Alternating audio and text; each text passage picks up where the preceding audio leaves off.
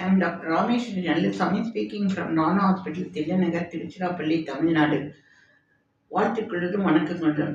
இன்று நாம் பேச போகும் டாபிக் என்னன்னா, ஆரோக்கியமான குழந்தை பெறுவது சூழ்நிலையால கூட குழந்தை அஃபெக்ட் ஆகும்.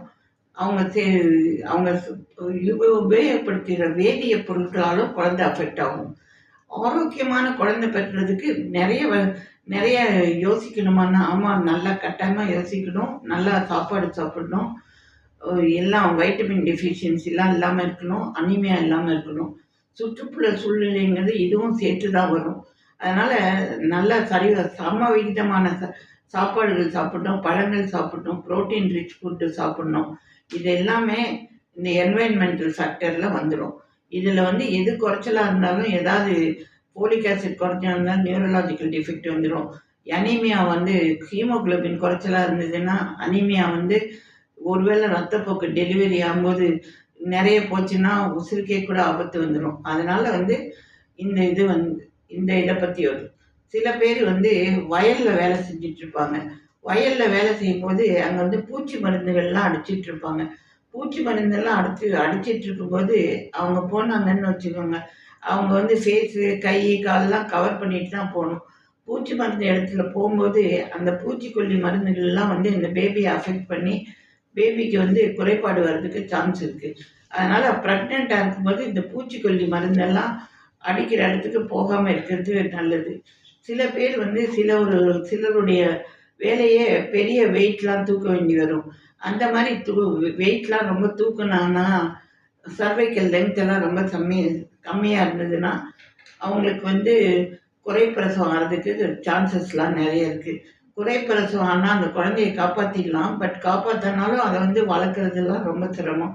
அதனால் ரொம்ப கனமான வெயிட்லாம் தூக்காமல் பார்த்துக்கணும். இன்னொன்று என்னன்னா, திடீர்னு வயிற்று வலி வந்தது, ஃபீவர் வந்தது, வேறு ஏதாவது வியாதி வந்ததுன்னா அவங்க பார்க்குற மகப்பேறு மருத்துவர்கிட்டே போகாமல் அவங்களே ஒரு இதில் போய் கடையில் வாங்கி எனக்கு வயிற்றால போகுது, ஜுரம் வருதுன்னு மாத்திரை வாங்கி சாப்பிடுவாங்க. அந்த ஆன்டிபயோட்டிக்ஸ் ரொம்ப நல்ல ஆன்டிபயோட்டிக்ஸாக இருக்கலாம். அது குழந்தையோட பல்லெல்லாம் கலரை மாற்றிடும்.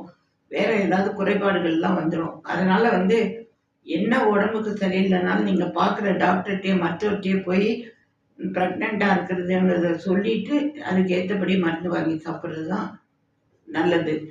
இதெல்லாம் பண்ணுறதால ஆரோக்கியமான குழந்தை பெற்றுக்கலாம். அதுக்கப்புறம் ஸ்மோக்கிங் ஆக்டிவ் ஸ்மோக்கிங் தான் இருக்கணும்னு இல்லை. இப்போ நிறைய பேர் மாடர்னைஸ் இதில் லேடிஸ்லாம் ஸ்மோக் பண்ண ஆரம்பிக்கிறாங்க. ஆனால் நம்ம சவுத் இந்தியாவில் அவ்வளோ ரொம்ப நிறைய இல்லை.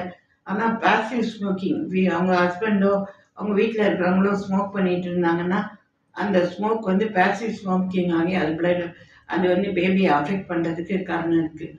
அப்புறம் டிட்டர்ஜென்ட் பவுடர், துணி துவைக்கிற பவுடர், பாத்திரம் விளக்குற பவுடர்லாம் ரொம்ப ஸ்ட்ராங்காக நல்லா பாத்திரம்லாம் க்ளீன் ஆகணும், துணியெல்லாம் நல்லா துவைக்கணும்னு சொல்லி வெரி ஸ்ட்ராங் இதெல்லாம் வாங்கி துவைப்பாங்க. அந்த மாதிரி இருக்கிறதெல்லாம் பேபி அஃபெக்ட் பண்ணி தொந்தரவு வர்றதுக்கு சான்ஸ் இருக்குது. அதனால் சாதாரணமான பவுடர், மைல்டு பவுடராக பார்த்து வாங்கி நீங்கள் இது பண்ணணும். ஆல்கஹால், சிலருக்கு ஆல்கஹால் நம்ம ஊர் பக்கத்தில் லேடிஸ்லாம் நிறைய சாப்பிட்றது இல்லை. பட் இருந்தாலும் ஆல்கஹால்லாம் சாப்பிட்டாங்கன்னா குழந்தை லேர்னிங் டிசபிலிட்டிலாம் வந்துடும். அதனால் இந்த ஆல்கஹால்லாம் சாப்பிடக்கூடாது. அதனால் ப்ரெக்னெண்ட்டாக இருந்தான்னா என்ன சாப்பிட்டாலும் ஒத்துக்கிற மாதிரி சாப்பாடுகள் சாப்பிடுங்க. ஒத்துக்காத மருந்துகள்லாம் சாப்பிட வேண்டாம்.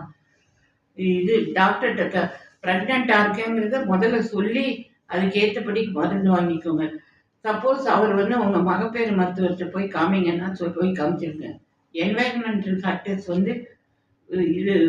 என்வைரன்மெண்டல் ஃபேக்டர்ஸ் இல்லாமல் வேதிய பொருள்களும் குழந்தை ஃபார்ம் ஆகி குறையுள்ள குழந்தைய பிறப்பதற்கு காரணமாகிடுது. அதனால் ப்ரெக்னென்ட் இருக்கும்போது சில சமயம் வீட்டில் பெயிண்ட் அடிப்பாங்க. அந்த பெயிண்ட் கூட சில சமயம் குழந்தைய அஃபெக்ட் பண்ணுறதுக்கு சான்ஸ் இருக்குது. இதெல்லாம் அவாய்ட் பண்ணிக்கோங்க. ஹெல்த்தியாக சாப்பிட்டு ஆரோக்கியமான குறையில்லாத குழந்தைகளை பெற்றுக்கொள்ளுங்கள். இது என்வைரன்மெண்டல் ஃபேக்டர்ஸ் அண்ட் வேதிய கெமிக்கல்ஸ் எண்ணெய் யூஸ் பண்ணுறதால குழந்தைக்கு ஒரு குறைபாடு வந்திருக்கிறது என்று சொல்லியிருக்கிறேன். அதனால் வந்து ஆரோக்கியமான குழந்தையை பெற்று மகிழ்வான வாழ்வை வாழுங்கள். உங்களுடன் கலந்திருந்தது டாக்டர் ராமேஸ்வரி நல்லசாமி. வாழ்த்துக்களுடன் வணக்கங்கள்.